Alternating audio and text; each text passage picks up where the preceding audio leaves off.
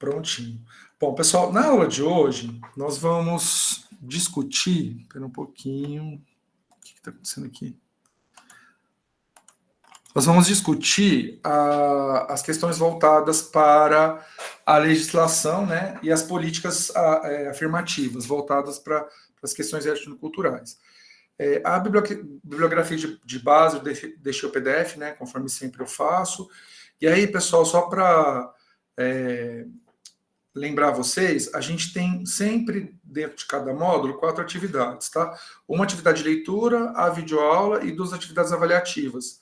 Então, na atividade de leitura e na videoaula, vocês não têm que fazer postagem nenhuma, tá? É a atividade que está prevista para vocês realizarem, que a gente concretiza isso na atividade avaliativa, certo? Então, é importante vocês realizarem as leituras, verem as videoaulas, mas não tem postagem nem na videoaula, nem na parte da atividade síncrona, certo? Aqui só descrevendo que é a atividade síncrona de hoje. E aí tem um questionário no mesmo formato que a gente está acostumado a fazer, que vocês têm até o dia 17 para responder. E aí uma atividade nova, que ela é bem bacana, é legal o resultado que tem dessa atividade. Eu coloquei algumas charges, né, para vocês fazerem, para vocês observarem, né? E essas charges, elas fazem referência à lei de 10.639 de 2003, que trata dessa questão da obrigatoriedade desse ensino, né, voltado para as culturas africanas e indígenas na escola, né? E aí vocês vão fazer, a partir da análise dessas 3 charts, que estão disponíveis lá no Moodle, na atividade avaliativa, vocês vão escrever um texto, tá? Aí tem aqui as normas para o texto, que vocês têm que colocar um título, ele tem que ter entre 25 a 45 linhas, tá na formatação A4, times, tamanho 12, e aí tem tudo descrito certinho como precisa ser feito. Na verdade, a formatação é só para vocês irem treinando mesmo. Essa questão que eu acho que vocês já estão ficando até meio cansados, né? De tanta formatação. Eu estou querendo permitir, mas o negócio não está querendo deixar eu permitir, gente. O pessoal participar, não deu certo. Certo? E então vão ter essas 2 atividades avaliativas, o questionário, como de costume, né?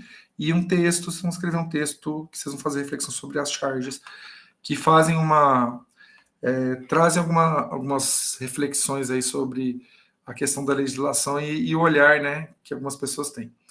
E aí, pessoal, eu vou fazer a leitura de um trecho de um texto. Esse texto ele foi escrito no começo do século XX, tá, pelo Silvio Romero. E eu busquei esse extrato de um texto base que é do Munanga de 2004.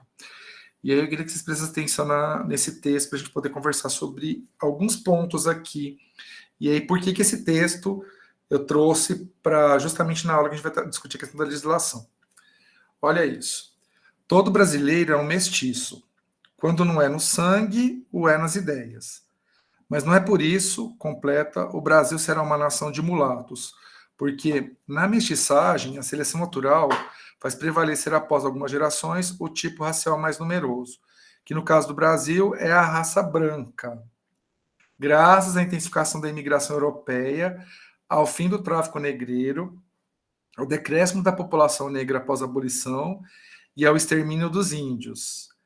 Dentro de 2 ou 3 séculos, a fusão entre as 3 raças era talvez completa, e o brasileiro típico, mestiço, bem caracterizado. Só situando vocês, tá? Isso foi um texto que foi escrito no começo do século XX, vejo que é de 1902. E aí, se a gente pensar, por exemplo, as ideias do Darwin, elas são de 1856, né? 1856. Então, tem aí, recente, a ideia de evolução por seleção natural, a gente tem que pensar que o Darwin publicou em 56, né, 1856, o livro. Só que até aquela informação ela ser disseminada lá no século XIX, isso demorou um pouco de tempo, porque não é igual agora que o conhecimento é produzido e ele é rapidamente disseminado pela internet, né? Não tinha isso naquela época. Então, a gente pode pensar num período de 50 anos que aquele conhecimento produzido ele possa influenciar de forma muito efetiva ainda. Por isso que o Silvio Romero traz essa questão. E aí, o que vocês me dizem, pessoal, dessa perspectiva?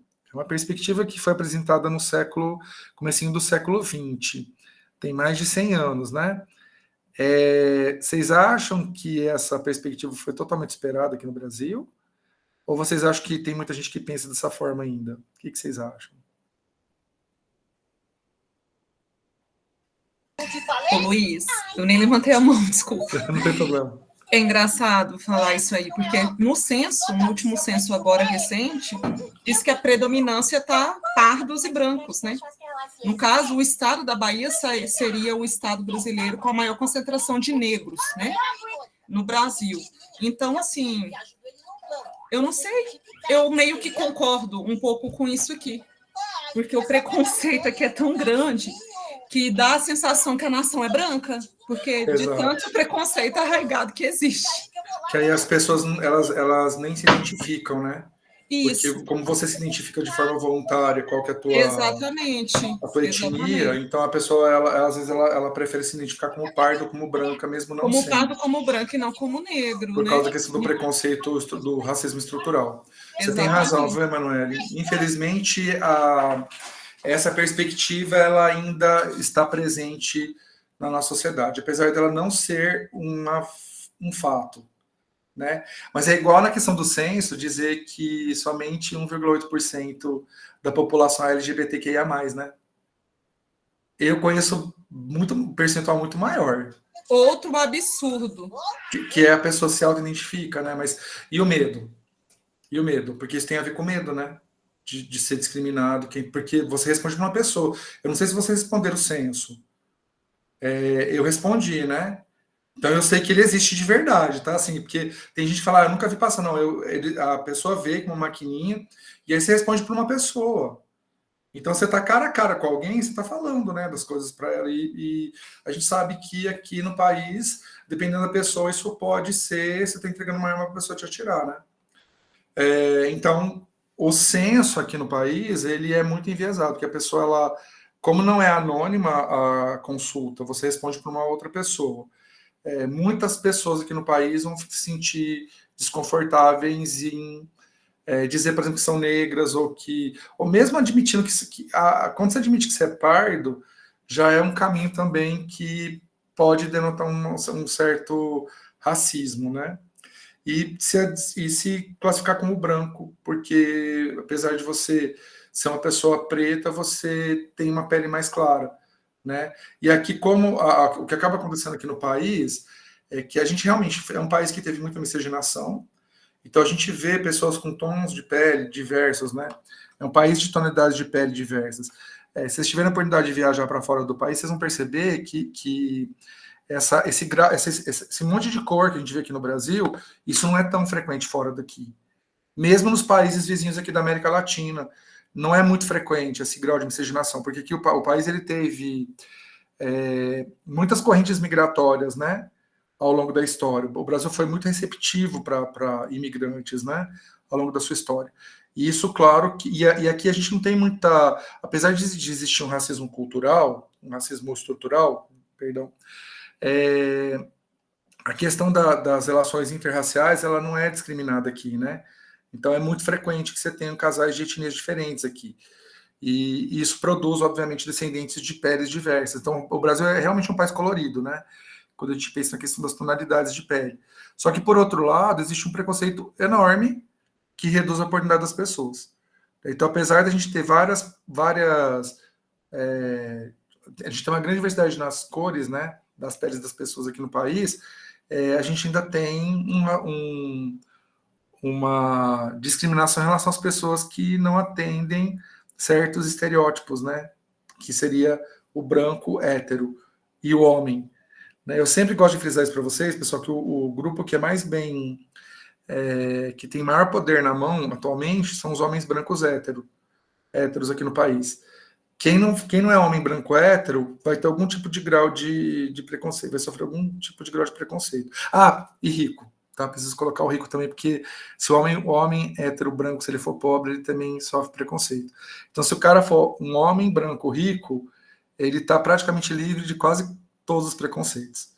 Só para vocês terem uma ideia como que é. Oculto, né, Luiz Gustavo? Oculto. Eu conheço vários que é hétero branco, homem, mas, né, vamos deixar quieto. Vamos deixar quieto o caráter, né? Mas não sofrem preconceito, né? Porque fazem preconceito, né? Geralmente. Desculpem, porque a gente fica falando isso, mas obviamente aqui a gente tem homens brancos héteros, né, nesse grupo. E não se sintam ofendidos, tá, meninos? Mas isso é uma realidade. Existe uma certa vantagem cultural para quem é homem branco, hétero e rico. Apesar e justamente esse lugar de poder, às vezes, torna algumas pessoas muito predispostas a colocar o outro como inferior, né? Então, assim, essa fala aqui, gente, do Silvio Romero, ela é extremamente criticada, porque você já vê que já tem um viés aí discriminatório e de racismo estrutural, que não é uma coisa atual aqui no país, né? E vejam que isso vem acompanhando a nossa cultura há muito tempo. E aí, quando a gente pensa num contexto desse que vem se mantendo há tanto tempo, é importante que haja algum tipo de política pública que ajude a minimizar esse preconceito. E aí, nesse sentido, que vem as políticas afirmativas que a gente vai discutir na aula de hoje. Aí, peraí, que a Kelly disse. Uma vez em uma reportagem onde um professor de uma universidade explicava como identificar o branco, o pardo e o negro, porque muitos se diziam pardos para conseguir entrar na universidade pelo grupo de cotas. Kelly, eu já vi isso. Eu acho isso assim de uma. Isso é uma. É terrível, na verdade, porque a gente não consegue. Na verdade, essa identificação não tem como você fazer do jeito que. Eu vi essa reportagem que usam uma questão de medida de osso e tudo mais, e isso não é funcional, porque a gente teria que ter grupos muito eugênicos, né? Então você tem assim os grupos de branco muito bem definidos, os de pardo muito bem definidos do ponto de vista biológico, e os grupos de negro muito bem definidos para você ter caracteres passíveis, né? E a questão ela não é só biológica, né? Ela é uma questão cultural. E aí vocês vão ver a questão das cotas, a gente fica falando das cotas, vão ver que, na verdade, a cota, a gente tem cotas dentro das cotas, tá? Então, quando a gente parece que assim, dá a impressão que somente quem é preto no Brasil tem vantagem, né? Para entrar no vestibular, para prestar concurso público.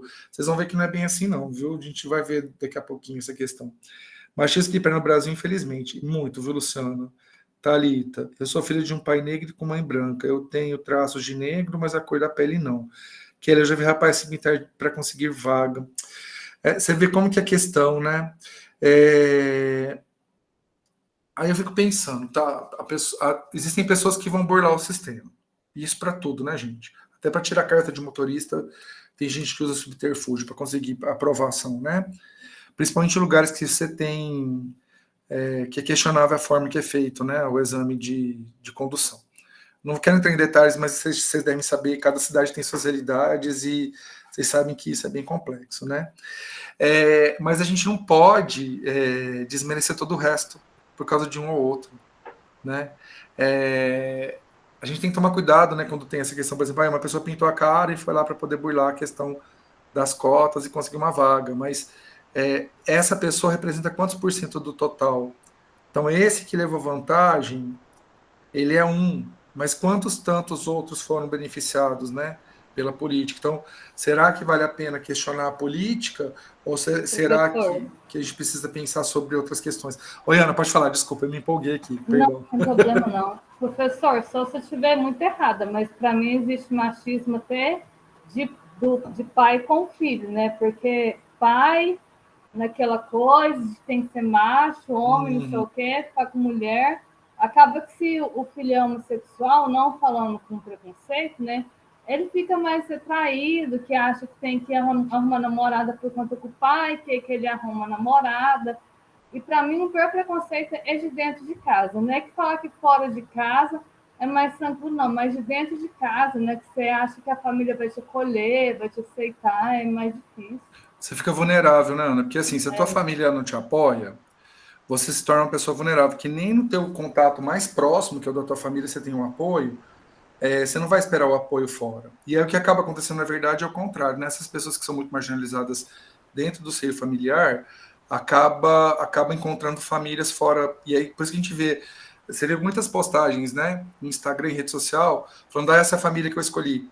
Porque a família na qual, às vezes, a pessoa nasce, ela é tão discriminatória, tão tóxica, que é melhor você escolher realmente uma família fora daquele centro familiar. E realmente o apoio da família é importante.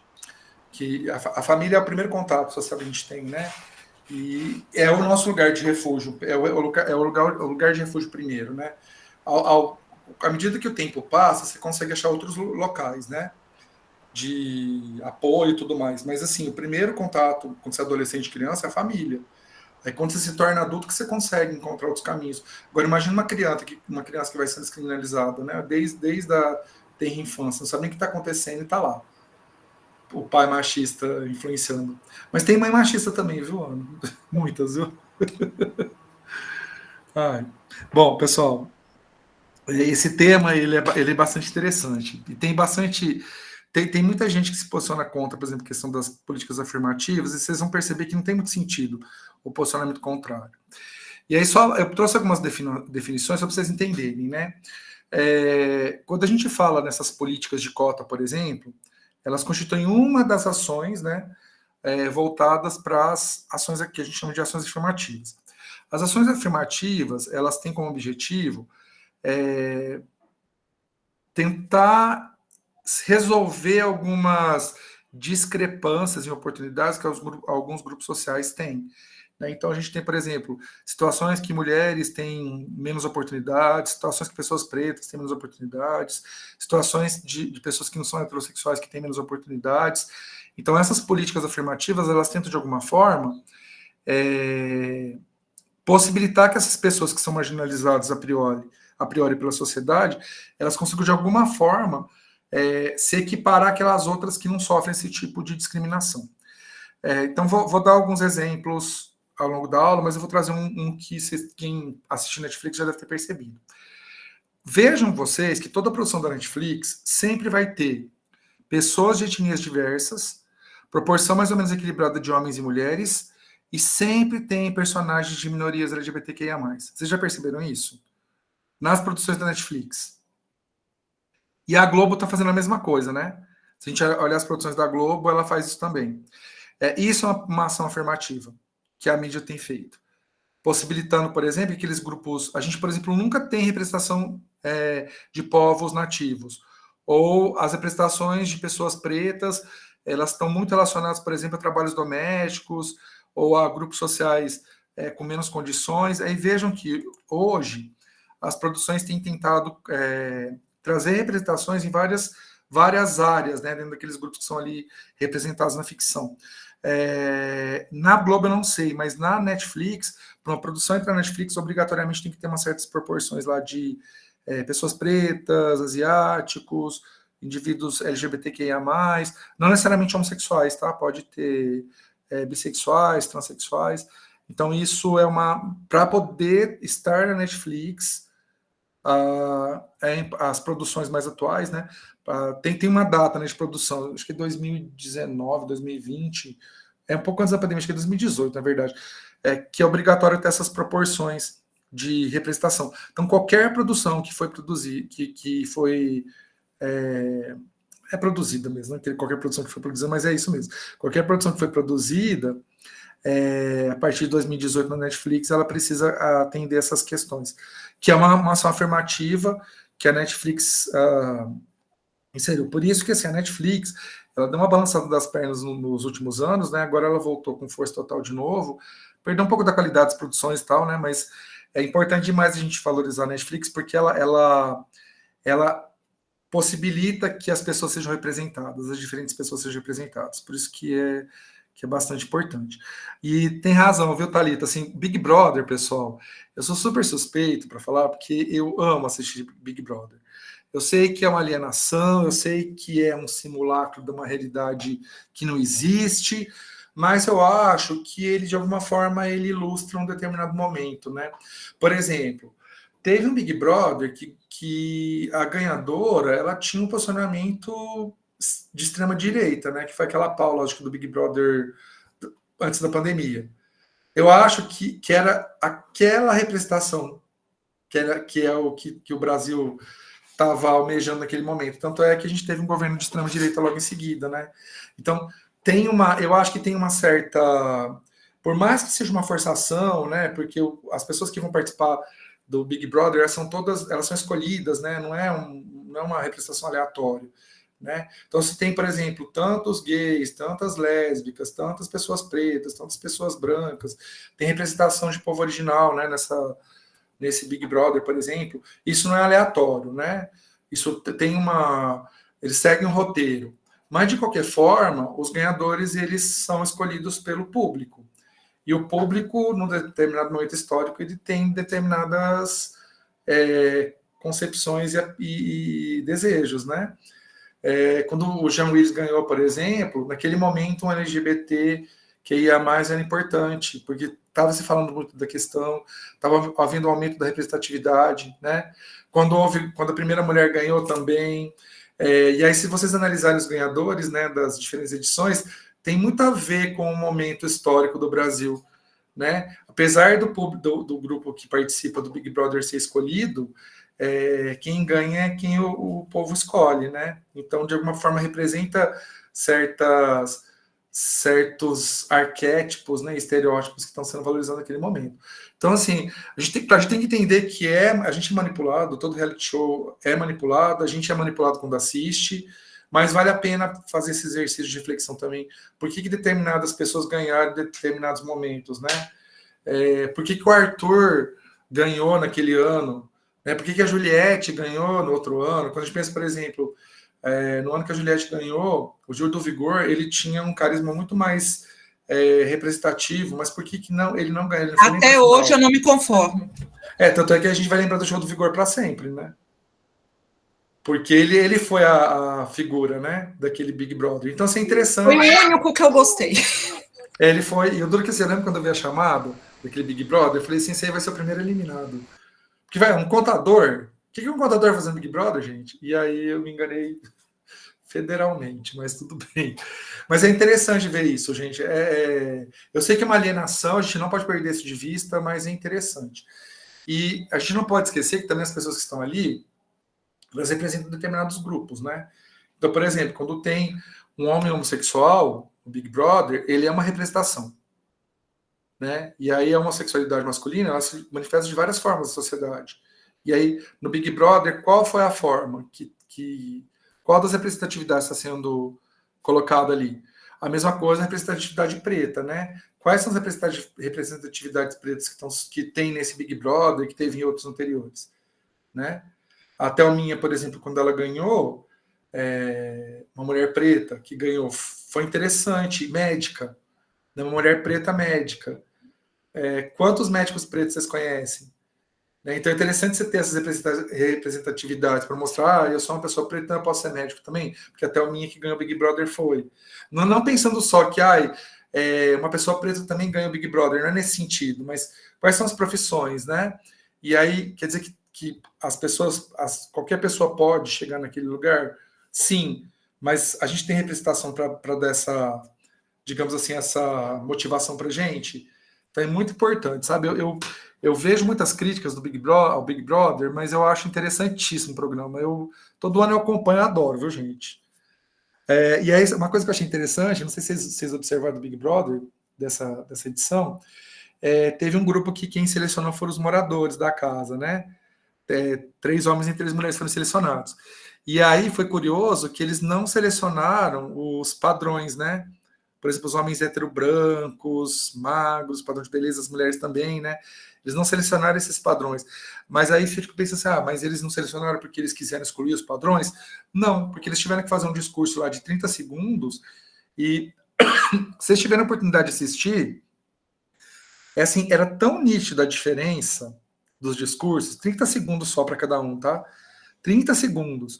E você via, assim, teve uma menina que ela falou em 14 segundos, eu falei assim, tomara que ela entra. Com 14 segundos ela conseguiu se mostrar. E aí eu fiquei pensando, né, eu tava pensando, por que será que aqueles outros, né, aqueles homens bonitos, aquelas mulheres bonitas, por que aconteceu, né? Por que eles não conseguiram se manifestar de forma verbal a ponto de convencer aquele grupo e os outros conseguiram? Porque o que acaba acontecendo é que essas pessoas elas têm tantas oportunidades de forma fácil que realmente elas não têm que fazer esforço. Aí na hora que tem que fazer um esforço elas não conseguem. né? Não estou falando que todas as pessoas que seguem os padrões de beleza são assim, mas ali para mim ficou tão nítido. Se vocês puderem assistir pelo menos esse momento do discurso, que é fácil encontrar no YouTube, é interessante, sabe? Aí você fala, tá, porque eu vi muito no Instagram a pessoa fazendo, os padrões não entraram porque o grupo não queria, né? Mas na hora que você vê o discurso, ficou tão característico que eles não fizeram nenhum esforço para tentar convencer os outros, tá lá, porque dá a impressão que assim, a minha existência é suficiente para vocês me colocarem para dentro, e não foi o que aconteceu, né? E aí tem umas questões aqui que ele trouxe, né? Tô fazendo um vídeo de dica de economia que está ajudando o povo pobre, explicando uma linguagem que o povo entende. Quem que está fazendo a dica de economia, Kelly? Que eu adoro essas dicas de economia. Não dou conta de aplicar, mas eu gosto de ver. Agora que o senhor disse verdade, 2 equipes atendem meu filho em 17 dias internado e nenhum dos médicos era negro. Muito difícil. Às vezes você acha enfermeiro, mas médico negro é muito difícil. E aí a Thalita não tem conteúdo de sua beleza, eu vi. Thalita, achei foi super assim, ilustrativo do que a gente está discutindo aqui, né? E o Gil do Vigor, bom, ele conseguiu, ele não precisou ganhar, né? Ele tem uma relevância até hoje. Né? Inclusive, na final do The Voice, ele estava lá na plateia, aí o Thiago Leifert apareceu, aí falou, nossa, o Gil do Vigor tá aqui, eu tô no Big Brother no The Voice, né? O Gil do Vigor, eu vi. Ele é muito bom, ele recebeu um monte de crítica, viu? O pessoal foi criticá-lo. Mas bem interessante, porque na verdade ele mostra umas questões aí do mercado que os grandes investidores não querem que as pessoas saibam, né? Mas muito bom. Bom, pessoal, então aqui a gente discute algumas questões das ações afirmativas. Eu apresentei algumas para vocês, mas eu vou trazer a questão da legislação para a escola. Oi, Edna, pode falar. Oi, professor, boa noite para todos. Eu assisti essa parte que você está falando aí agora, e não sei, eu tive a visão de que a escolha, teve um momento ali que alguém falou, vamos escolher estratégico. De repente, na cabeça deles ali, pode ter passado que uma pessoa negra, fora do padrão, não tão... seria mais fácil de ser eliminado, não traria tanto problema para eles. Eu vi dessa forma, eu entendi. Você tem razão, Edna, você tem razão. É outra leitura. Você tem total razão. Eu acho que pode ter tido essa leitura também. Só que, por outro lado, você tinha representantes, né, de vários grupos diferentes ali, e dava para perceber que, por exemplo, quando aquele moço lá que é professor de capoeira, deu para perceber que ele teve um apoio. Sabe, assim, na hora que ele falou, dá para perceber que eles queriam que ele ficasse. Não porque ele poderia ser o potencial mais fácil de ser eliminado, mas porque ele teve ele trouxe essa questão da afetividade. E o professor de geografia também, que foi dos homens, né? Eu percebi também que teve ele trouxe alguma coisa de carisma ali que fez eles convencerem. Porque na hora que ele falou, o pessoal ficou fazendo um coraçãozinho, antes deles discutirem a estratégia. Por isso que eu acho que, pelo menos para os homens, eu percebi isso. Nas mulheres... aquela menina lá que falou em 15 segundos, eu achei que ela foi tão certeira, sabe? A menina lá que estava de rosa. Não, eu também achei. Eu falei, às vezes eles pensam que vai ser mais fácil para eliminar, né, por conta de ser negro, de ser fora do padrão, porque tem as meninas, elas são mais fortinhas, né, não Os tem meninos aquele... também, né? E às vezes eles pensam isso e de repente não é nada daquilo, porque você vê que ela teve assim, uma proatividade muito rápida ali, ela passou tudo e cativou, né? 15 segundos, né? Ela fez na metade do tempo. Aí eu falei, não, gente, se eles não escolherem essa menina, pelo amor, né? Mas eu acho que pode ter tido... que a gente tem a questão do racismo estrutural, né, Edna? Que às vezes eles nem fizeram a estratégia, mas pode ter sido, sabe, pensando quem que é mais fácil de eliminar. E aí, curiosamente, quem eles mandam pro paredão, do grupo que entrou depois, foi justamente a mais padrão de todas, né? Que entrou depois. Sim. Eu achei super interessante isso, porque quem acabou indo foi a Giovana, né? E de todos que entraram, daqueles 6 lá, a única que atendia um certo padrão de beleza e tudo mais, esperado por determinados grupos, foi essa Giovana. E ela que foi escolhida. Eu achei interessante também isso. Então, sim, pode ter tido a estratégia de eliminação, mas ao mesmo tempo, acho que ali no caso, acho que no convívio as coisas vão se confundir um pouco, né? Sim, eu acho que meio padrão brasileiro, né? O pobre, o negro, que tem dificuldades, né? Que tem dificuldade, que está ali ralando, né? Acho que sim. Aí eu acho que esse Big Brother vai ser bem interessante, porque dessa vez eles pegaram um grupo de pessoas que realmente elas não têm nada a perder estando ali, né? Na verdade, elas têm a ganhar porque elas vão ser vistas, né? Porque são pessoas que geralmente não são vistas. Isso eu gostei, que acho que teve um cuidado. E mesmo os famosos, entre aspas, que eles trouxeram, eles têm uma certa invisibilidade, né? Por exemplo, aquele cara dos travessos, né? Obviamente que, para mim, ele é muito significativo, porque, imagina, da época que eu eu comecei a minha vida adulta, a banda Os Travessos estourou, né? E aí você ia em qualquer lugar, tava tocando, né? Sorria que eu estou te filmando, né? Então, assim, e aí lá o povo não sabia quem ele era. É interessante que são famosos que perderam a visibilidade, né? Eu acho que vai ser bem bacana. E assim, a gente tem que ter o olhar, esse olhar sabendo que é muito manipulado, que tudo é feito para manipular a gente mesmo, e tá tudo bem, né? A gente assiste reality show porque a gente quer se alienar mesmo. Acho que quando a gente opta por assistir um programa tipo Big Brother, a gente já tem que ir com esse espírito, né? Mas é interessante que a gente vai percebendo certas nuances da cultura do Brasil, né? Principalmente quando a gente pega um grupo tão diverso quanto esse que está nesse ano, né? Mas vai ser bem interessante. Eu acho que vale muito a pena. Bom, pessoal, eu falei das questões políticas, e aí, só para vocês terem uma ideia, pessoal, que a gente já discutiu várias questões aqui, né, o quanto, por exemplo, uma pessoa preta ela tem desvantagens sociais aqui no Brasil. Tanto questão de escolarização, quanto questão de salário, né? Então a gente tem assim várias estatísticas que mostram que existe sim uma certa uma perda de competitividade de uma pessoa simplesmente porque ela é preta. E aí, alguns outros dados, só para vocês terem uma ideia, né?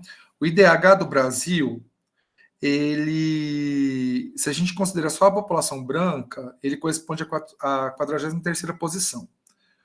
Então, ele ficaria no grupo dos países ricos. Se a gente analisar só a população negra, o Brasil ficaria na 188ª posição, que a gente ficaria entre os grupos mais pobres do planeta. Então, é como se a gente tivesse duas realidades aqui no Brasil. A realidade das pessoas brancas e a realidade das pessoas pretas. Então, vejam que é mais do que o dobro a diferença da colocação. Então, tem alguma coisa muito errada aí. Se as oportunidades fossem iguais para os dois grupos, dependente da etnia, a gente não teria uma discrepância tão grande assim, certo? Ou esse caso que a Kelly trouxe, né? Uma criança ficou internada 17 dias e nenhum dos médicos que atendeu era uma pessoa preta, né? E aí, aqui alguns pontos importantes quando a gente pensa em políticas afirmativas. O que as ações afirmativas, geralmente, elas objetivam? Então, um primeiro objetivo é aumentar a participação dos grupos que são discriminados. E aí, esse aumento na participação seria tanto no acesso à educação quanto no emprego. Por isso que tem as políticas de cotas, tá, gente? Então, por exemplo, tem determinados... isso, eu não sei, para vocês que moram em cidade pequena, eu não sei como que funciona, mas cidade maior, tipo Uberaba ou São José do Rio Preto, que é a cidade que eu vim originalmente, você percebe que tem, por exemplo, PCDs contratados, você tem pessoas pretas contratadas, você tem... dependendo da empresa, tem uma proporção mais ou menos equivalente de homem e mulher. Então, existe uma legislação que possibilita que pessoas que, em teoria, não estariam no mercado de trabalho ou não teriam acesso à educação, elas consigam acessar. Inclusive, quando tem concurso público, sempre tem algumas cotas destinadas a grupos minoritários, tá? Sempre tem. Então, é uma forma dessas pessoas que, apesar de ter oportunidades, menos oportunidades, conforme a gente viu o dado anterior, né? Elas teriam condição, pelo menos, de concorrer, mesmo tendo essa desvantagem, né? Simplesmente por ser preta, que no caso, especificamente, focando a questão da etnia. questão de bolsa de estudo, prioridade de empréstimo de contrato público, distribuição de terra e moradia, medida de proteção diferenciada para grupo ameaçado. Pessoal, essa questão de bolsa de estudos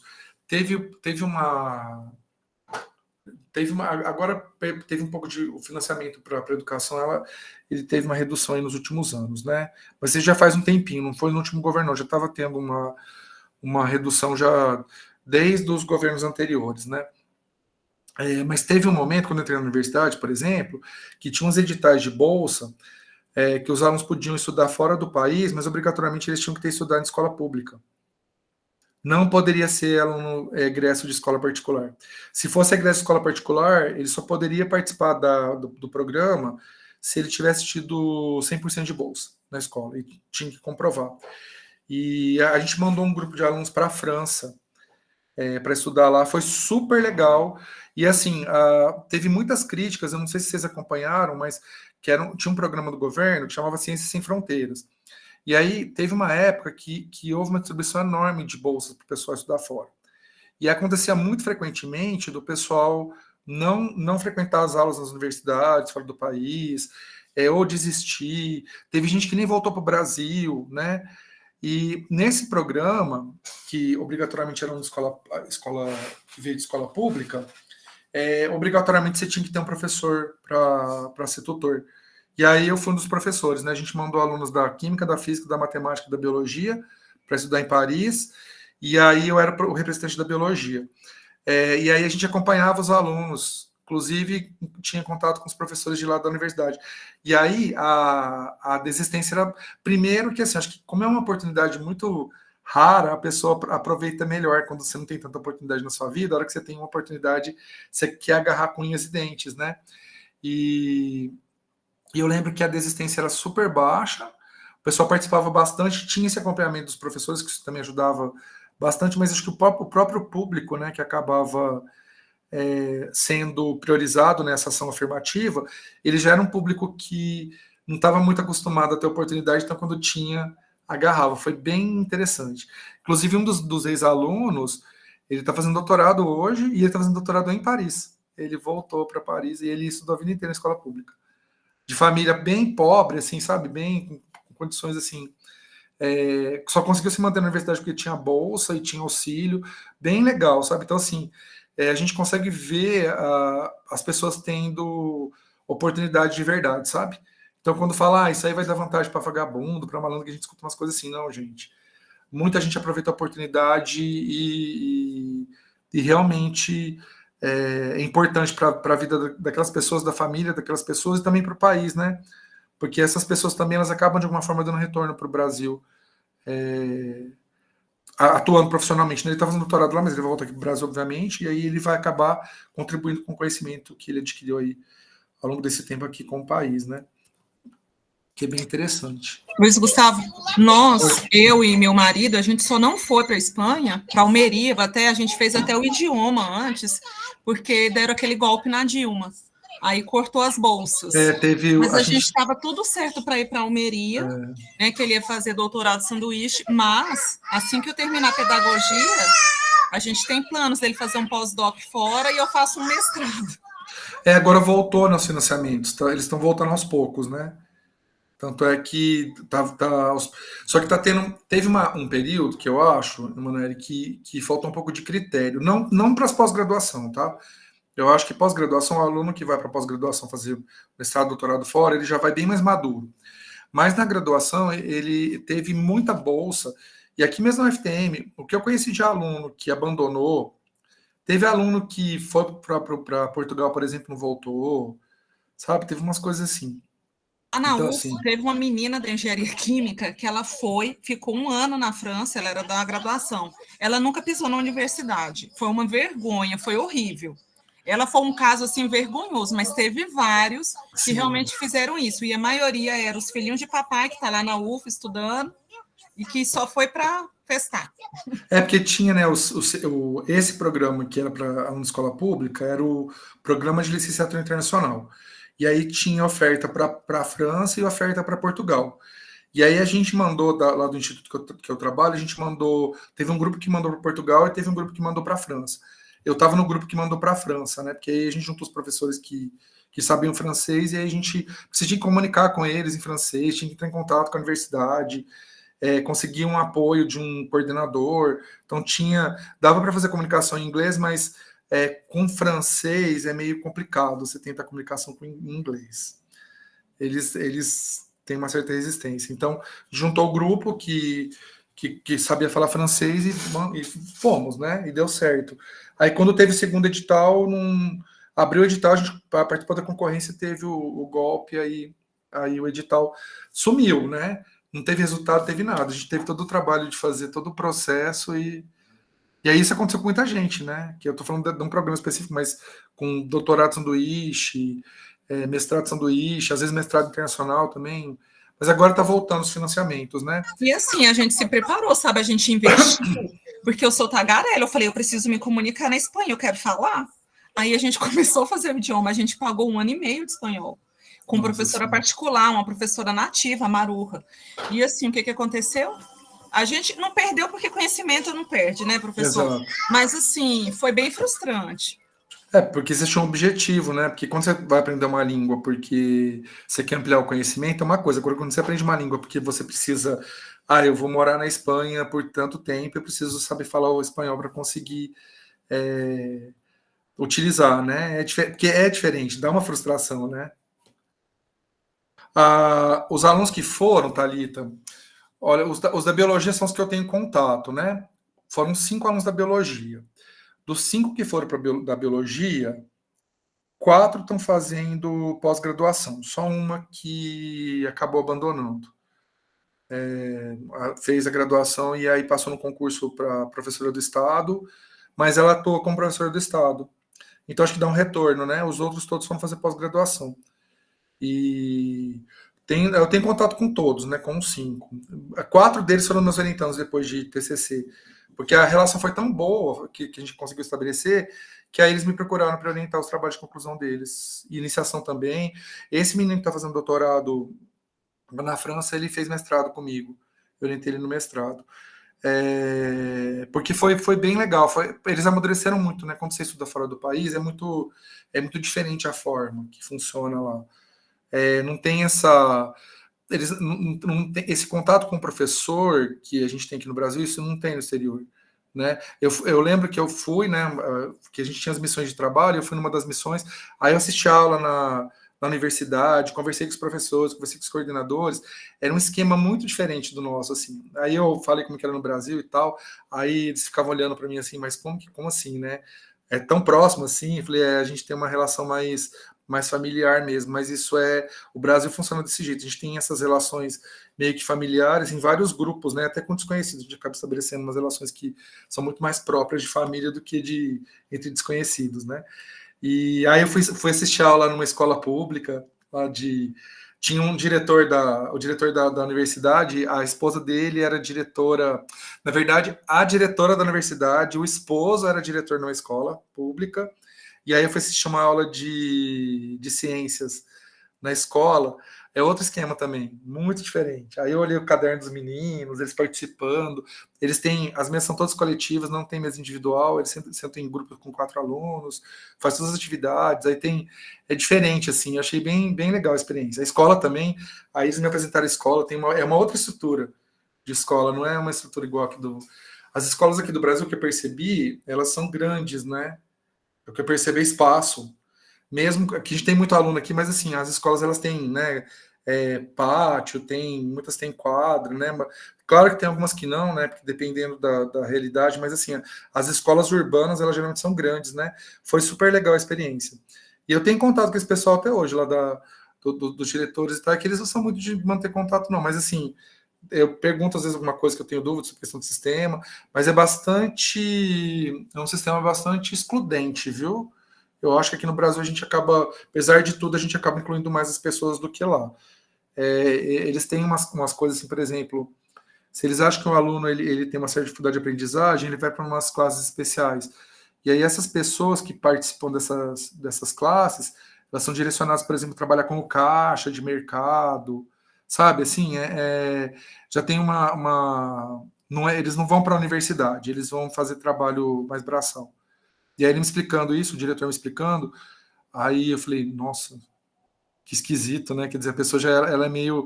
Dependendo, se ela for encaminhada para uma classe especial dessas, ela já está condenada a ser um trabalhador de mercado, um trabalhador com salário inferior. Se bem que na Europa, as diferenças de salário são iguais ao do Brasil, tá, gente? O salário, por exemplo, de um operador de caixa, ele não é infinitamente mais baixo que o salário de um médico, por exemplo. Lá eles têm as diferenças salariais não são tão grandes aqui, igual acontece aqui no Brasil, tá?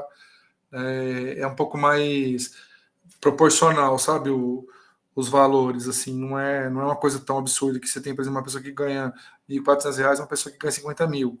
Você não tem umas discrepâncias, assim, não dentro dos trabalhos, né, mas isso é claro, você tem pessoal que trabalha em empresa, donos de empresa, aí é outra história, mas trabalhador, operários, né, os salários são mais ou menos equiparados, tanto no serviço público quanto no privado, que as regras de salário são as mesmas, né? Tanto é que eu estava vendo da questão de salário, se eu fosse exercer a mesma função, por exemplo, em Portugal, o meu salário aqui no Brasil é mais alto que se eu exercesse a mesma função trabalhando em Portugal. É interessante, assim, a discrepância de salário, né, que a gente tem aqui no Brasil em relação a algumas carreiras, né? Pensando eu, professor de nível superior, professor associado, né? Pensando no nível de carreira que eu estou agora. Lá eu não teria se eu fosse ingressar, por exemplo, eu não poderia ingressar no mesmo nível de carreira eu ganharia um salário inferior. E o salário de um professor universitário, ele não é tão mais alto que o de um professor de educação básica, eles são meio equiparados, assim. Então isso aí é diferente, né? Mas mesmo assim você tem o sistema educacional, ele acaba sendo meio discriminatório, né? É super, super maluco isso. Bom, pessoal, aí eu vou falar um pouco da legislação agora, só trazendo experiência, porque eu acho que é legal a gente falar da questão, a gente está falando da questão das cotas, né? E eu vejo muita gente recriminando, se posicionando de forma contrária, mas a gente tem que entender que as cotas oportunizam experiências que as pessoas provavelmente não teriam, né? Então, acho que assim, a gente não pode perder de vista isso, que tem muitos grupos aqui no país que são marginalizados por questões, por exemplo, de cor de pele, e essas pessoas elas têm menos oportunidades. A gente não pode esquecer disso. E achar que é balela, não é balela. Os números, todos os dados estatísticos mostram que se você é uma pessoa preta, você já nasce correndo por fora, por causa que as oportunidades já vão... Você já está condenado a correr por fora. Então, o esforço que você tem que fazer para conquistar certos espaços é muito maior do que uma pessoa branca, né? Tanto é que os espaços tem alguns espaços que são pouco ocupados. Por exemplo, a formação em medicina, mesmo professor universitário, gente, tem pouquíssimo professor preto. Pouquíssimos, são pouquíssimos, assim. O meu departamento mesmo só tinha um que está afastado, então a gente é 100% professores brancos. A proporção de homem e mulher até que é igual, né? A gente tem o mesmo número de homens e mulheres no meu departamento. Mas é estranho porque biologia é um curso que ele tem uma predominância de mulheres, né? Cursando. E aí, na hora que você vai para o departamento de ciências biológicas, você tem uma proporção parecida de homens e mulheres. A minha turma de biologia, por exemplo, a gente era em 25, tinha tipo 15 mulheres e 10 homens. E aí tinha a turma que tinha 20 mulheres e 5 homens, né? Então, você percebe que tem quem faz biologia, você tem um predomínio de mulheres que fazem biologia, e a hora que você vai para uma das carreiras, né, mais altas, que é a de professor universitário, para quem tem formação em biologia, ela é ocupada basicamente por homens, né? Interessante isso. Bom, aí, pessoal, é o seguinte, uma das primeiras legislações que trata da questão é uma lei de 2003, que é a 10.639, ela é famosa, tá, essa lei, a gente sempre evoca ela quando a gente fala dessas questões de cotas e tudo mais, e aí, num dos artigos, eu não trouxe a lei inteira, tá, mas eu coloquei a lei disponível lá para vocês no Moodle, tá? Mas um dos artigos traz a questão da obrigatoriedade do ensino de história e cultura brasileira. Essa questão da história cultural brasileira, quem estudou em escolas, né, de forma geral, antes de 2003, provavelmente não viu nada a respeito disso. Ou quando viu, era aquela visão enviesada, né, de mestiçagem que se tinha, mas a gente praticamente não vê nada de cultura afro-brasileira e de história afro-brasileira. E aí isso tornou o ensino obrigatório, por isso que hoje há uma discussão dessas questões, né, não só nas aulas de história, mas em várias disciplinas da educação básica, essa temática aparece, e ela é obrigatória na formação de professores. Então, todo curso de licenciatura obrigatoriamente tem que ter algum tipo de abordagem voltado para a história e cultura afro-brasileira, certo? Por isso que aqui no curso de pedagogia vocês têm essa disciplina. Aqui tem alguns aspectos da legislação, não vou ler para vocês, mas só para vocês terem uma ideia que aqui especifica, né, quais serão as questões que deveriam ser tratadas. Tem uma outra lei, que aí ela inclui a questão dos indígenas, né, porque assim, essa lei de 2003, ela traz principalmente a questão dos afro-brasileiros, né, e aí em 2008 há um complemento que inclui a questão dos indígenas também, tá? E aí, pessoal, toda vez que a gente pensa na questão da educação, a gente tem que pensar em documentos que estão relacionados aos currículos, né? Esses documentos, né, que estão relacionados aos currículos, esses chamados de DCNs, que são Diretrizes Curriculares Nacionais. Existem DCNs, né, voltados para a educação básica, como, por exemplo, os PCNs ou a BNCC, mas existe aí diretrizes curriculares que são voltadas para a educação da étnico-raciais. Que aí eu vou ler para vocês essa questão, deixa eu ver só o que a Aline disse. Professor, desculpe fugir do assunto, mas não estou conseguindo enviar meu trabalho, o sistema está fora. Pessoal, verdade, a gente recebeu um comunicado da TI. Eu vou ampliar o prazo até sexta-feira, tá? Eu vou mudar. Assim que acabar a aula do módulo 3, vocês podem mandar até sexta-feira. Porque realmente o sistema, ele tá... a gente recebeu um e-mail hoje. Eu vou ampliar o prazo, então... Se vocês não conseguirem enviar hoje, eu não vou conseguir mudar o prazo agora, porque o sistema está fora do ar, mas eu mudo para vocês poderem encaminhar até sexta-feira. Obrigado por ter dado esse toque. A gente recebeu um e-mail mesmo hoje, do DTI falando sobre isso. Como eu estou em férias, eu meio que... Sabe quando eu ignorei o e-mail? Mas eles mandaram mesmo, que o sistema ia ficar fora do ar. Bom, pessoal, o que as DCNs tratam, né? Então, um ponto que tem na DCN é o seguinte: a educação das relações étnico-raciais tem por objetivo a divulgação e a produção de conhecimento, bem como de atitudes, posturas e valores que eduquem cidadãos quanto ao seu pertencimento étnico-racial, descendentes de africanos, povos indígenas, descendentes de europeus, de asiáticos, capazes de interagir e de negociar objetivos comuns que garantam a todos ter igualmente respeitado seus direitos, valorizado a sua identidade e assim participe da consolidação da democracia brasileira. Tá vendo que a DCN, porque assim, uma questão que a gente escuta bastante é que quando tem uma política assertiva, parece que a política assertiva quer dar mais direito para um grupo que para outro. Vocês já ouviram falar isso?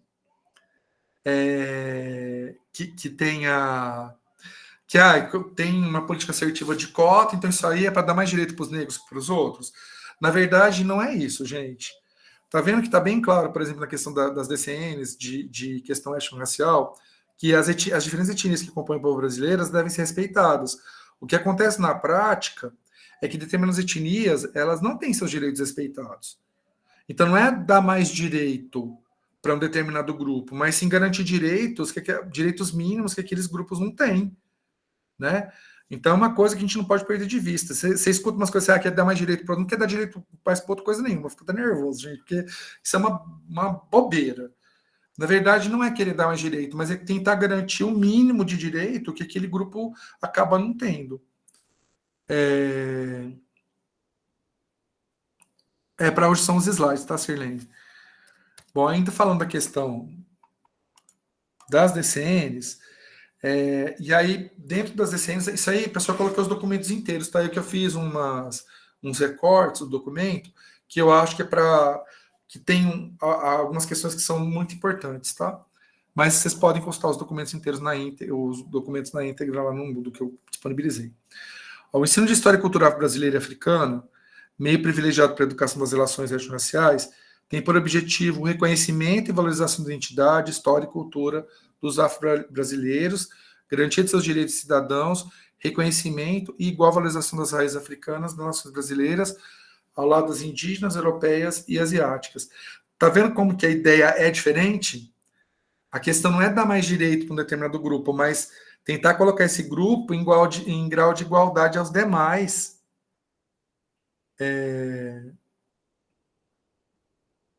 Então, Aline, acho que você não estava no começo da aula, né? Que eu falei sobre isso.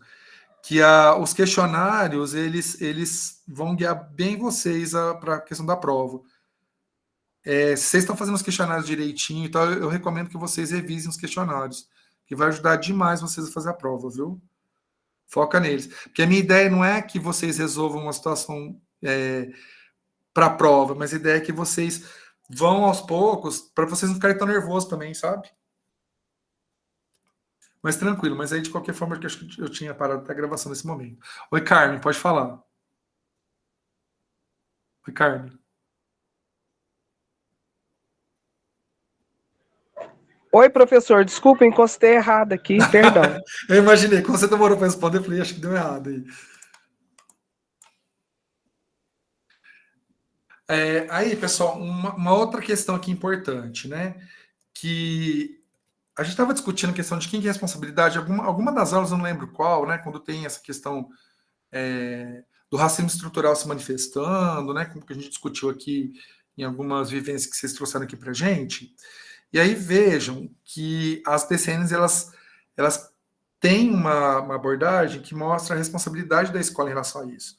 Então, por exemplo, aqui no caso, os sistemas de ensino tomaram providências para respeitar do direito de também os alunos afrodescendentes frequentar estabelecimentos de ensino que contem com instalações e equipamentos sólidos atualizados, com professores competentes no domínio dos conteúdos de ensino, comprometidos com a educação de negros e não negros, no sentido de que venham a relacionar-se com respeito, sendo capazes de corrigir posturas, atitudes, palavras que impliquem desrespeito e discriminação.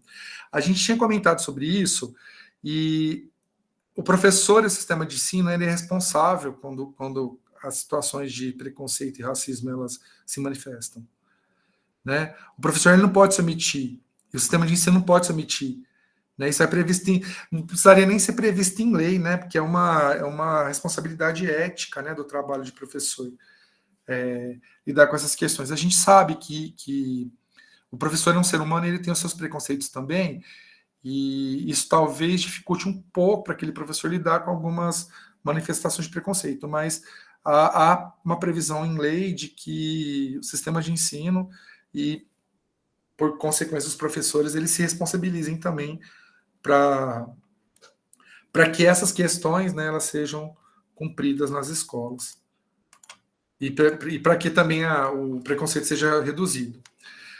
Outra coisa também, que os sistemas de ensino incentivaram pesquisas sobre o processo educativo, orientados por valores, visões de mundo, conhecimento afro-brasileiros, ao lado da pesquisa de mesma natureza junto aos povos indígenas, com o objetivo de ampliação e fortalecimento de bases teóricas para a educação brasileira. E aí, pessoal, mais uma legislação. Então, isso eu trouxe as DCNs, trouxe legislação de 2008, a de 2003. Tem uma outra legislação que é a Lei 12.888, de 2010, que também ela trata dessas questões, né? E essa lei, ela institui o Estatuto de Igualdade Racial. E aí, essa lei que trata essas questões que a gente vem discutindo aqui na disciplina, né? Que tem uma desigualdade, que está relacionada à cor de pele e tudo mais. Então, essa legislação, ela trata dessa questão e propõe algumas ações para que esse tipo de discrepância seja reduzido. Também não vou fazer leitura daqui, mas tem aqui o que é previsto, inclusive as políticas de cota, elas são baseadas nessa lei aqui, tá? Além disso, tem uma resolução, né, de 2011 do MEC, que também trata da questão das DCNs para a educação quilombola. Então, a educação quilombola também ela é prevista, que eu também não vou entrar em detalhes, e tem a Lei 12.711 de 2012, que ela utiliza, né, como referência à lei de 2010, e essa é a lei que trata da política de cotas, certo? Não vou fazer uma leitura detalhada, porque, na verdade, eu quero discutir com vocês o que essa lei propõe. Porque quando fala em política de cotas, eu não sei porquê, algumas pessoas se sentem extremamente incomodadas. E, curiosamente, muitas dessas pessoas são brancas, né? Mesmo mostrando dado estatístico, mostrando como o fato de ser branco te coloca na frente, né? Em várias situações, principalmente quando a gente pensa no mundo da educação e no mundo do trabalho, parece que isso não é suficiente. Por mais que a gente fale, olha para o seu redor, quantos professores pretos você teve, quantos médicos pretos te atenderam na vida, quantas pessoas que tratam da limpeza urbana são brancas, mesmo que a gente faça a pessoa olhar para a realidade, perceber que tem uma desigualdade, isso não é suficiente. E aí a pessoa se sente extremamente incomodada com a questão das cotas. Veja como que funciona a questão das cotas. Então você tem lá um total. Isso aqui, pessoal, eu vou trazer a questão das vagas de cotas, mas isso vale para trabalho, mas vale para ingressar na universidade. Então, basicamente, o que acaba acontecendo? Por exemplo, a universidade oferece 1.000 vagas. Dessas 1.000 vagas, agora é praticamente assim, quase toda a universidade aderiu, né, à lei das cotas. Metade das vagas são para concorrência geral, metade são para alunos de escola pública. Então, vejam, o primeiro recorte não é étnico, ele tem a ver com a questão da escola pública. Então, por exemplo, se você estudou na escola pública, você potencialmente pode pleitear uma das vagas de cotista, certo? E dependendo da tua etnia, independente de qualquer coisa. Dessas 50 vagas, né, 50% de vagas que são para alunos de escola pública, e só para lembrar uma coisinha para vocês, tá, pessoal? 80% das pessoas do Brasil estudam em escola pública, certo? Então, se essas cotas fossem atender à realidade, não deveria ser 50%, mas 80%, correto? Então, vejam aí que já tem uma desvantagem na própria cota. É que a gente precisa ter esse olhar. Porque fica reclamando de cota, tá? 82% da população do Brasil estuda em escola pública, só menos de 20% estuda em escola particular. Então, a cota já meio que ela considera eles uma escola pública, mas não na proporção que eles existem na realidade do Brasil, certo?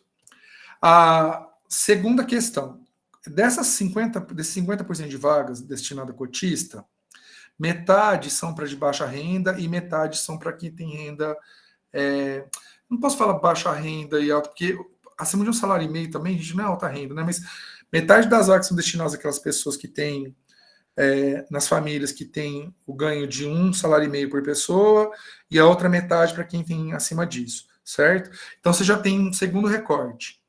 Tem o primeiro recorte da escola pública, o segundo recorte que é financeiro, e aí tem um terceiro recorte das cotas, que aí, desse total que é destinado, né, a população que ganha menos de um e meio salário por pessoa, metade... tem um percentual, né, que é para pessoas pretas, pardas e indígenas, e aí para as outras etnias, a mesma coisa vale para outra cota. Então, não é que metade das vagas são destinadas a pessoas pretas. Na verdade, o que vai acabar acontecendo é que daquele montante ali, cerca de 25% é destinado a pessoas pretas, e ainda assim, dependendo da renda, a pessoa não entra ela vai entrar numa cota ou na outra, certo? Então, assim, aquela história que tá dando mais direito para quem é preto, não, gente, para com isso. Não está atendendo nem o direito, nem a proporção de alunos que vem da escola pública. A gente tem que ter esse olhar.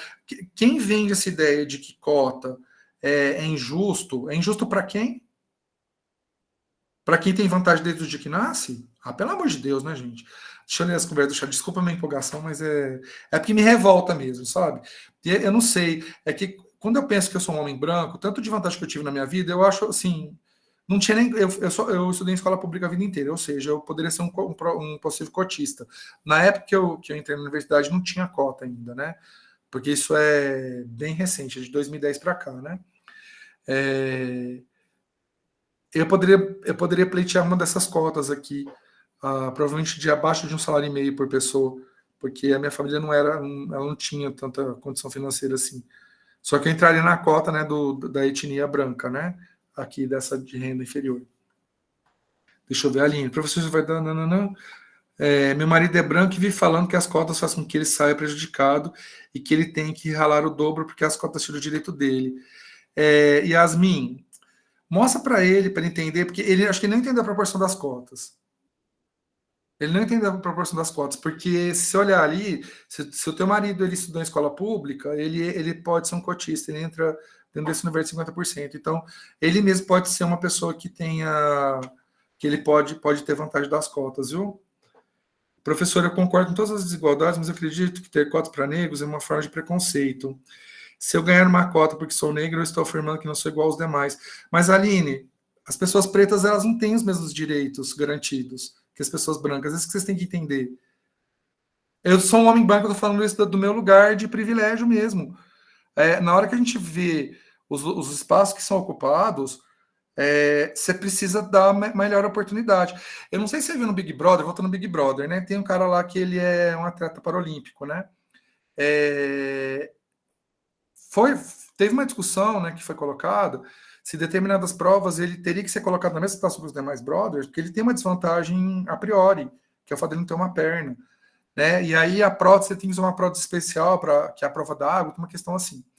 Então, veja, seria justo ele participar das provas sem usar prótese? A cota é a mesma coisa. Então, ele não tem a perna. Ele não teria como competir nas provas se ele não usar a prótese, porque ele vai ter uma desvantagem que ele vai ter uma perna só. E aí ele pode usar a perna. Então, o fato dele usar a perna, ele tem uma vantagem em relação aos outros competidores. No Big Brother, a questão é igual aqui. Certo? E, Aline, é um direito que as pessoas precisam adquirir. Você, como pessoa preta, defende esse direito, que é para aumentar as oportunidades que as pessoas pretas não têm, pelo amor de Deus. É uma aquisição que favorece o grupo qual você faz parte, entendeu? Isso é importante demais. Na verdade, não é o branco que está sendo desfavorecido, porque o branco ele tem os privilégios dele, não vai perder, sabe? É muito importante que essa questão... Só é possível a gente não pensar em cota no momento que a gente não tiver essa discussão do tipo, tem mais pessoa branca ou pessoa preta ela varrendo rua, tem mais pessoa branca ou pessoa preta sendo médico, tem mais pessoa branca ou pessoa preta sendo professor. Ou salários também, né? Tem um monte de dado estatístico aqui que eu mostrei para vocês, que mostra como que o fato da pessoa ser preta, ela tem um monte de desvantagem. Ela corre por fora, ela corre atrás. É a mesma coisa se dá um tiro, uma prova de 100 metros, quem é branco corre, sei lá, 2, 3 segundos na frente, né?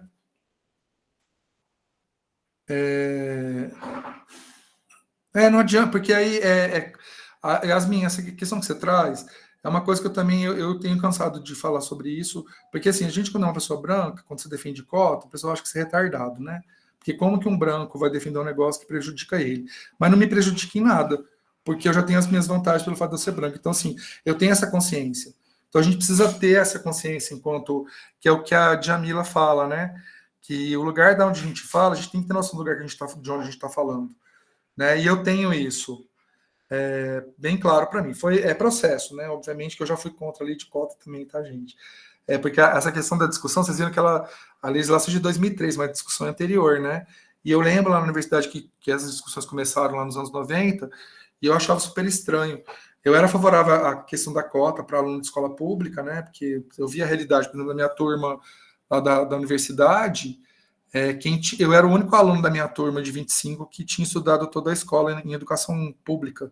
Os outros 24 eles tinham tudo estudado, pelo menos ou fundamental ou médio na escola privada, né? E aí eu vi essa realidade, eu defendi a questão da escola pública, mas aí conforme o tempo vai passando, a gente vai vendo a realidade, vai entendendo a realidade, né? Desaliena um pouco, porque isso é alienação que a gente tem, né? Desaliena um pouco, porque quando você vive dentro de um determinado grupo, uma determinada bolha, você fica alienado dentro daquela bolha, né? Aí a hora que você começa a perceber as outras bolhas, aí você começa a entender que o mundo é um pouco maior do que a gente está acostumado, né? Não a ver com capacidade sem desvantagem, exato, Kelly. É a desvantagem de ser... Pensa, você nasce com uma desvantagem, é assustador, né? Só o fato, porque se você tem pele mais escura, você tem desvantagem. É muito assustador. Pode falar, Carmen. Complementando sua colocação aí, assim, Aline, cota não é esmola. Guarde isso, cota não é esmola. Na verdade é o seguinte, a gente precisa conhecer a nossa história, né? Desde o processo, né, da colonização, né, desde da época, né, de 1838, quando diz que nos deram a abolição da escravatura e etc. Então, assim, foi prometido terras, foram prometidos escolas, foram prometidos trabalhos, espaço para nós. para os nossos antepassados lá atrás. Só que o governo, a gente fala governo que nós temos hoje, e o governo da época, ele não cumpriu. E aí, o que aconteceu? Eles quiseram embranquiçar o Brasil, porque mais de 90% do povo, naquela época, em 1888, 1890, depois da proclamação da República, que foi logo em seguida, a população brasileira era 90% preta. Uhum. E aí, o que aconteceu? Não deram trabalho para os nossos antepassados. Muitos ficaram pedindo esmola, vamos falar assim, né? Vivendo na rua, pedindo ajuda. E o combinado não foi esse. E muitos, principalmente no Rio de Janeiro, subiram para as favelas. Por que existem as favelas? Porque a maioria dessas famílias, até hoje, vivem em bairros, né? Constroem casas, o governo dá casa popular, mas é aonde? Bem afastada. É para nós, é para o nosso povo. Então, assim, quando a gente fala de cota, a gente está reivindicando algo que foi prometido e não nos foi nos dado. Você para e pensa, se naquela época sua tataravó tivesse tido essa oportunidade de escolarização, de trabalhos, de espaços, imagina você hoje. Onde você estaria agora numa hora dessa? Então, assim, a única pessoa que passou pela universidade dentro da minha família sou eu. Olha para você ver quantas gerações se passaram para que eu entrasse, para eu estar dentro de uma universidade. Então, o que a gente percebe? Não estou desmerecendo ninguém, nem você, nada não. Eu estou querendo te mostrar o seguinte, a gente precisa conhecer a nossa história, o porquê que as cotas estão sendo exigidas hoje, não é? Eles utilizam dizendo que a gente é inferior, não é isso. É porque, igual a professora acabou de falar, em termos de oportunidade, a gente sempre vai ficando para depois. Em relação às escolas, infelizmente, a gente não tem a mesma oportunidade de conhecimento igual os outros. E como eu disse na aula anterior, eu trabalho numa escola que eu vejo crianças, às vezes, que ela fica, os pretos, tudo lá no fundo da sala. E tem dificuldade, às vezes, de aprendizagem. E passam de ano? Passa para o segundo, passa para o terceiro. E a hora que chega no mercado de trabalho, no concurso público, não dá conta. E desiste. Porque é muito doído, é muito cobrado. A gente tem que ser muito bom, a gente tem que ser ótimo várias vezes. Entendeu? Então, quando a gente exige a cota, é por isso, é reparação do que não foi feito lá atrás, e nós estamos pagando um preço muito alto por isso. Eu estou pagando, você está pagando, minha filha está pagando, todo mundo está pagando. Né? Por quê? Porque a gente não foi preparado para estar nesses lugares, para estar nesses espaços. A cota, por exemplo, nos Estados Unidos, o professor pode falar até melhor que eu, não sei se foi em 1960, algo assim, Barack Obama passou na lei de cotas. Quem foi Barack Obama? Ele se tornou presidente na América e ele usou cotas lá atrás. E não existia nem cotas no Brasil na época. E quantos presidentes então, pretos assim, tivemos, né, Carmen? Quantos presidentes pretos o Brasil teve? Isso, e assim, fora Barack Obama, aquela jornalista americana, todos passaram por cotas na América. As cotas nos Estados Unidos, ela existe, me parece, depois o professor pode estudar isso, ou passar isso para nós, que agora eu não tenho certeza. Mas parece que é de 1960 para cá. Olha o avanço que os negros tiveram na América e tem. Você vê muitos médicos, engenheiros, pesquisadores negros na América. Por quê? Porque eles tiveram oportunidade bem antes que nós. E exigiram a lei de cotas na América. Então, assim, eu estou só complementando isso. Eu acho assim, a gente tem que buscar conhecer primeiro, né? Para a gente poder fazer isso que o professor falou. Quando alguém questionar, falar isso, você fala, cota não é esmola. Você já leu, você estudou um pouco sobre a história do Brasil, do negro, né? Depois da abolição, o que fizeram conosco? Aí sim a gente pode conversar. Aí a gente já pode começar a ter um diálogo. Exato. Não é caiu do céu, do nada, alguém pensou, vou dar cota para aquele pessoal lá, para os índios, para aqueles negros, para aqueles pardos, tadinho, vou dar uma coisinha para eles. Não é isso, gente. Então, assim, a gente tem que buscar conhecer, como tudo. Eu estou aprendendo até hoje, tenho meus preconceitos, meus erros, e fico tentando buscar, falando, não, eu tenho que entender para depois eu ter uma resposta melhor, uma visão melhor sobre aquilo. Né? Desculpa, é só um complemento, mas a gente está num processo de aprendizagem. Eu ainda estou conhecendo um pouco mais meu povo, minha origem, né? Para você ver, a gente não tem história antepassada para contar. Por quê? Porque nos tiraram. Os negros, quando chegaram no Brasil, se era irmão, parente, primo, cada um ia para um lado. Ah, é a Aline? É. Quem que é a mãe dela? Manda a mãe dela lá pro sul. Quem que é o pai dela? Manda o pai dela lá pro nordeste. Ah, e a Aline? A Aline vai pro sudeste. Ou seja, cortaram todas as nossas histórias, nossa referência quando chegamos aqui escravizados. Olha para você ver. Olha que horror, que barbárie que fizeram conosco. Não podia ter vínculo. Não podia. Então, assim, se a gente buscar conhecer um pouco da nossa história, a gente vai entender e falar, não, realmente, nada mais que justo. Ainda é pouco ainda, deveria fazer muito mais. Desculpa, professor, atrapalhar a sua aula, mas eu tinha que falar o que eu acho. Não atrapalhou. Eu acho importante trazer isso, Carmen, porque assim, peraí que o pessoal também levantou a mão, só fazer um comentário. Essa questão das cotas aqui no Brasil teve uma aceleração nos anos 2000, porque teve uma pressão do mercado mundial, porque foi havendo uma, digamos assim, uma aquisição de direitos pelas pessoas pretas em vários lugares do mundo, e o Brasil estava para trás, e o Brasil é um país que tem uma população negra enorme.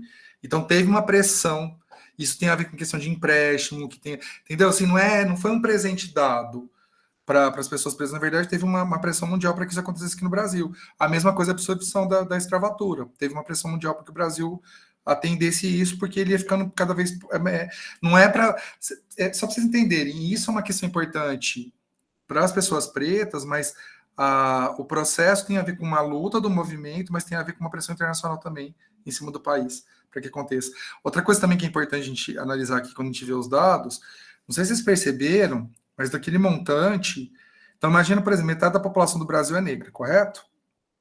E aí, digamos que dessa população negra, metade... Vamos imaginar que a escola pública represente a realidade do Brasil, e aí metade dos alunos da escola pública é negra, correto? Então, nessas cotas aqui destinadas a alunos da escola pública, as pessoas pretas vão ter que concorrer com as pessoas das todas as etnias que são da escola pública. E aí você vai ter no recorte. Então, imagina, por exemplo, se a gente está pensando em 100 vagas iniciais, as vagas que são destinadas às pessoas pretas de baixa renda, elas vão corresponder a 12 vagas das 100 originais. Agora, imagina, por exemplo, se todas as pessoas pretas que estão prestando vestibular concorrerem a essa cota. Não sei se vocês perceberam que a concorrência pela cota é maior do que a concorrência geral. Dependendo do curso que você presta vestibular, é melhor você ir para ampla concorrência do que ir para a cota, viu? É isso que as pessoas não conseguem ver. Não é vantagem. Não é vantagem. É apenas uma pequena correção de uma injustiça histórica que tem aqui no país. E não é uma correção total. Não, porque se a correção fosse total, ela teria que acompanhar o tamanho da população. E ainda assim tem gente que acha que isso é aumento de direito, né? É muito complicado. Mariane e Luciana, pode falar? Acho que a Mariane levantou a mão primeiro, e depois a Luciana. Boa noite, professor.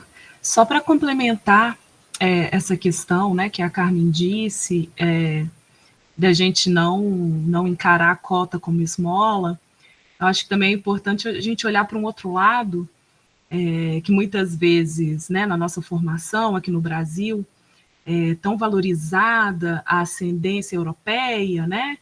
E aí é importante a gente lembrar dessa Constituição lá atrás, que a gente pode encarar também que essas famílias com descendência europeia, eles tiveram maiores oportunidades de prosperar, porque lá atrás eles vieram com incentivos que se equiparam às cotas, que foram incentivos, eles ganharam terra, eles ganharam incentivo para poder plantar, né, para poder se estabelecer no Brasil. Né, eles não se estabeleceram aqui do nada, né, essa condição vantajosa, né, que depois muitos dos descendentes puderam desfrutar, não foi do nada, foi porque eles tiveram incentivo. Né, então a gente não pode confundir questões individuais com uma coisa estrutural, né, é importante separar.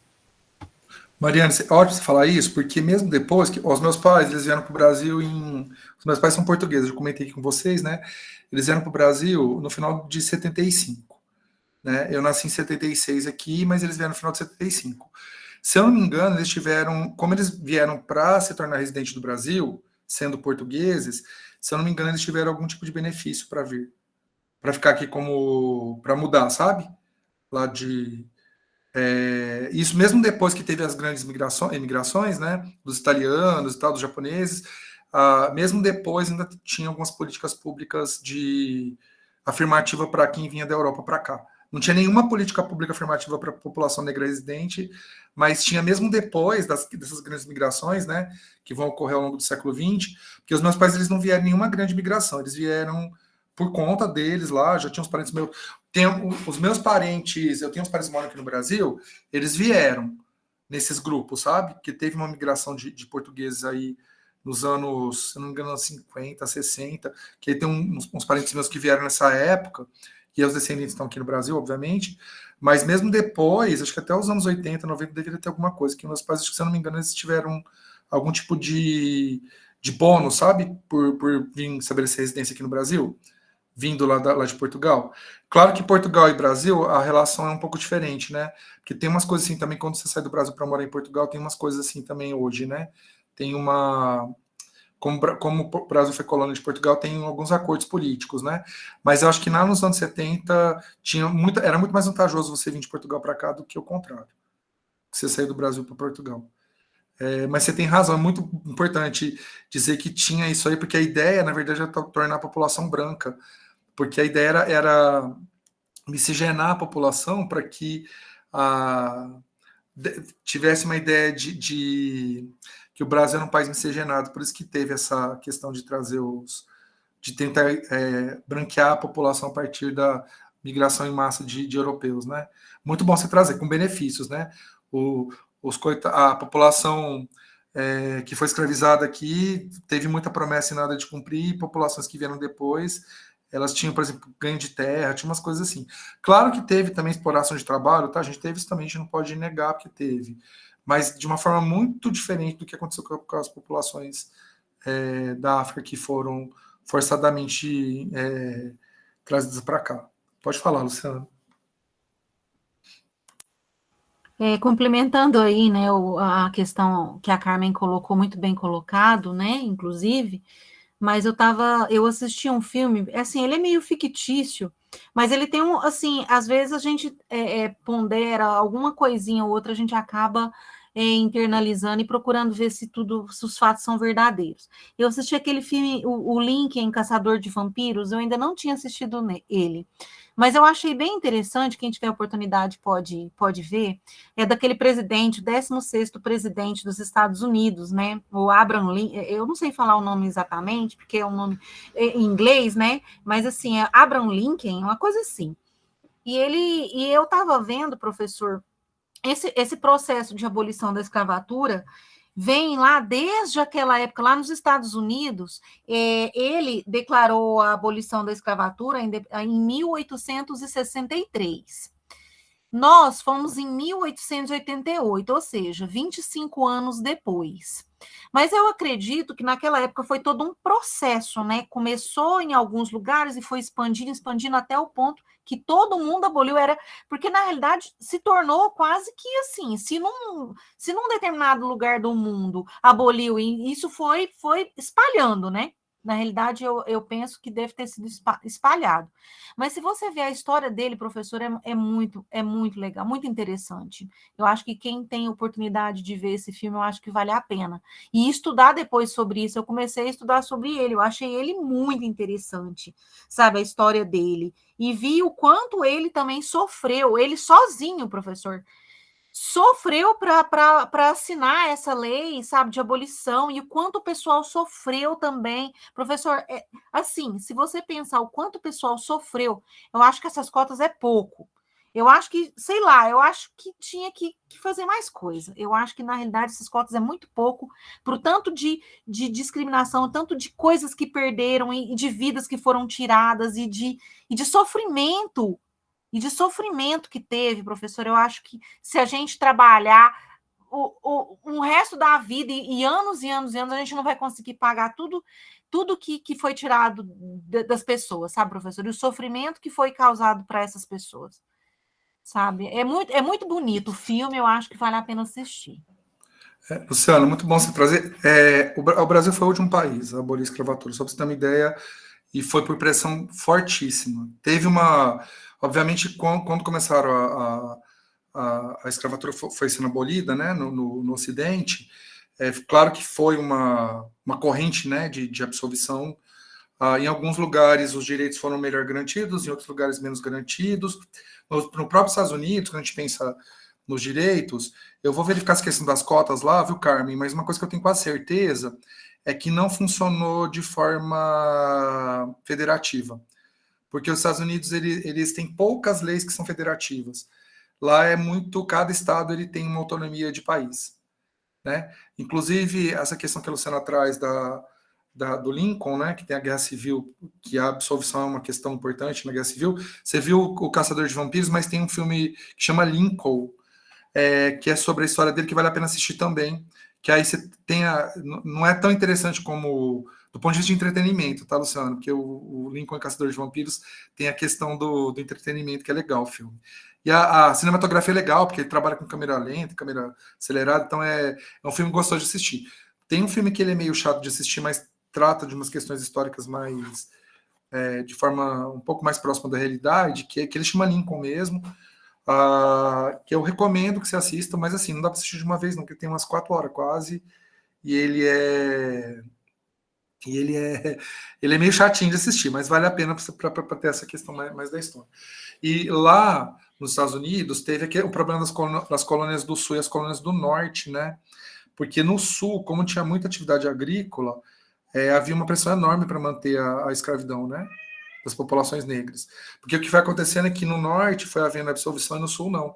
E aí eu acho que as cotas, Carmen, eu preciso verificar, porque, por exemplo, a questão do casamento interracial, ele era permitido em alguns estados e não era até os anos 70. Você entende que tem um negócio lá também que... Eu acredito que estados mais progressistas, por exemplo, a Califórnia, Nova York, eu acredito que isso tenha sido antes, né? Mas, por exemplo, aqueles estados mais conservadores, tipo Texas, Colorado, eu acho que demorou um pouco mais. Eu não sei, porque lá eles têm muita autonomia de... É muito difícil eles conseguirem aprovar uma lei que valha para o país inteiro, né? O casamento gay, por exemplo, ele foi autorizado em vários estados primeiro, aí virou depois uma lei federal. Hoje você pode... pessoas do mesmo sexo podem ter casamento em qualquer lugar dos Estados Unidos, mas não era assim. Por exemplo, era permitido na Califórnia, era permitido em Nova York, aí aos poucos o movimento foi pleiteando espaço, e aí uma questão importante, Luciana, concordo com você, as cotas não dão conta, não. É pouco. Mas sabe o que as cotas possibilitam? Que essas pessoas, elas ocupem lugares de poder. E à medida que essas pessoas vão ocupando lugares de poder, elas vão dando oportunidades para outras pessoas. E aí você vai tendo uma equalização. É essa que é a questão. A política de cotas, ela é uma política a longo prazo. Porque ela... As ações afirmativas, isso, né? Tem... né, políticas afirmativas que, na verdade, elas vêm complementar. E isso que o senhor falou, o Brasil foi o último, né, a abolir a escravidão. Minas Gerais, por exemplo, Uberaba, por exemplo, foi em julho, né? No Brasil foi no 13 de maio, né, de 1888. Uberaba, me parece, de acordo com dados do arquivo público, não sei, final de julho, eu não lembro agora a data certinha, né? Mas, assim, o que os fazendeiros puderam retardar, porque era o quê? Porque tudo era através de correspondência, né? Eles mandavam uma carta, aí demorava não sei quantos meses para chegar, né? Que vinha de cavalo. Isso mesmo. E aí, assim, eles já sabiam que nas capitais, vamos dizer eles, né, na cidade grande, esses abolicionistas já estavam, né? Essa movimentação e etc. E cidades como Uberaba, cidades do interior aqui, o que eles puderam segurar para continuar com essa mão de obra gratuita, escrava, né? Eles fizeram. Então, assim, acredita-se que tem lugar que demorou mais ainda, porque aí o patrão, não, tem isso não, e não sei o quê, você vai passar fome. Então, assim, se você for no arquivo público aqui de Uberaba, você consegue, assim, pegar vários escritos, né, de jornais e tal, que aqui eles seguraram bastante essa mão de obra barata, né, de graça. Exato, e você vê que essas relações, elas são estabelecidas ainda hoje, né? Eu lembro que eu fui fazer um estágio da pedagogia numa escola aqui, e aí a diretora tratava o pessoal da limpeza e da cozinha como serviçal, que é uma nomenclatura utilizada da época, né? Isso 2012. Eu fiquei meio assim, na hora que ela usou o termo serviçal, eu falei, opa, tem alguma coisa errada.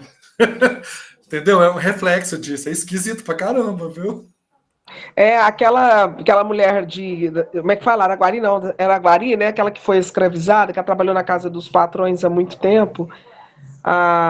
Nossa, agora fugiu o nome dela. Ela tá até morando aqui em Uberaba. Não sei se vocês chegaram a ver uma reportagem Eu de vi, uma. tadinho. Como é que ela chama, gente? Tá na minha cabeça e não sai. Eu tenho um contato dela. Se desse tempo ainda no curso, eu ia convidar ela para dar uma fala dela, para ela contar um pouco sobre a história dela na casa dos patrões, que ela trabalhou a vida toda. Isso. E tratava de Né? serviçal, né? Provavelmente. De serviçal e assim, é Araguari, né? Ela tá morando aqui. Ai, gente, não é Mariana, não. Eu tô tentando trazer o nome, tá na minha cabeça e não sai. Madalena, pessoal. Madalena, então, Madalena. eu tenho um contato dela. Ela tá morando com um casal de conhecidos meus aqui de Uberaba. Ela tá em Uberaba. E aí, assim, se tivesse mais tempo, né? É uma pena que é muito poderia rápido, trazer né? ela para as meninas conhecerem, ela contar a história dela, né? Porque ela viveu uma vida inteira, né? Trabalhando de graça ali, aqui perto de nós, né? Numa próxima oferta da disciplina, Carmen, eu vou entrar em contato com você, porque seria legal para ela ter a fala logo no começo da disciplina. Porque Legal. aí já dá uma, sabe, um choque de realidade, assim, de cara. Sim, eu Eu acho que passo para você. precisa umas coisas assim, de vez em quando. E ela tá morando aqui, ela tá vivendo aqui em Uberaba. Muito, muito bom. Obrigado, Carmen. Bom, pessoal, eu vou encerrar agora a atividade. Foi legal, acho que atingiu o meu objetivo, a gente discutiu bastante. É legal porque é um tema que ele é meio polêmico, mas que ele é importante a gente discutir e que é importante que a gente fale com as pessoas sobre. Até para poder elucidar algumas questões enviesadas, porque para quem que é interessante não ter cota? É isso que a gente tem que pensar. E por que as cotas existem, né? Qual que é o objetivo disso? Acho que vocês trouxeram falas importantes aqui, que contribuíram bastante para a nossa discussão, e é importante ter em vista que as ações afirmativas, elas são como se fossem, assim, pequenos grãozinhos para resolver um problema que é muito maior. E que essas ações elas precisam ser desenvolvidas a longo prazo, para que aos poucos os grupos marginalizados vão ocupando espaços de poder, e aí esses grupos eles passam a ser mais representados e os espaços são ocupados de forma mais equilibrada, não com vantagem para determinados grupos e desvantagem para outros, né? Mas foi muito bom, viu, pessoal? Muito bom ter esse contato. Então, foi assim, a primeira aula que eu dou esse ano, porque eu volto das minhas férias semana que vem que eu volto das aulas lá na Biologia, mas já comecei com o pé direito, né? Aliás, eu comecei com os dois pés, que foi ótima a discussão, acho que foi bastante válida, tá bom? E aí eu agradeço a todos a presença aqui e dou boa noite para vocês, a gente se vê semana que vem, tá bom? Abração, viu, pessoal? Obrigada, professor. Tchau.